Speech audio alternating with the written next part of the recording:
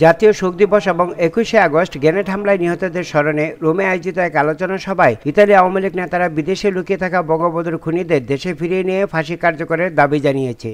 তারা বলেছে, ২১শে আগস্ট খালেদা জিয়ার নির্দেশেই শেখ হাসিনাকে হত্যা করে দেশ থেকে মুক্তিযুদ্ধের সপক্ষ শক্তিকে ধ্বংস করতে চেয়েছিল। রোমের তরফিন তারাস্থ কমনের হলে আয়োজিত আলোচনা সভায় সভাপতিত্ব করেন ইতালি আওয়ামী লীগের প্রভাবশালী নেতা ও জাতীয় শোক দিবস পালন কমিটির আহ্বায়ক হাজী মোহাম্মদ ইদ্রিস ফরাজি।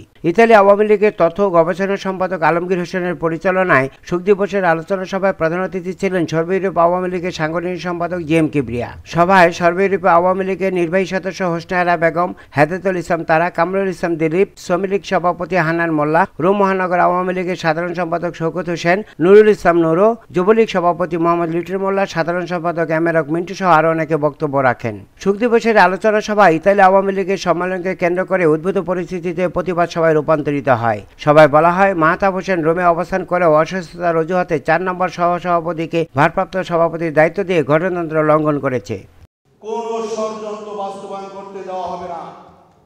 যদি সবার সমন্বয়ে সম্মেলন হয়, সম্মেলন করতে চান, তাহলে ২৩শে সেপ্টেম্বর ইতালি আওয়ামী লীগের সম্মেলন হবে। তারা ইতালি আওয়ামী লীগের বিপদগামী নেতাদের রুখে দাঁড়াবার আহ্বান জানিয়ে বলেন, একজন নেতা বারবার কেন লন্ডন গমন করে সেই রহস্য উদ্ঘাটন করতে হবে। শেষে বিশেষ মোনাজাতে নিহতদের রুহের মাগফিরাত কামনা করা হয়। Hasan Mahmud, ATN Bangla, Rome, Italy.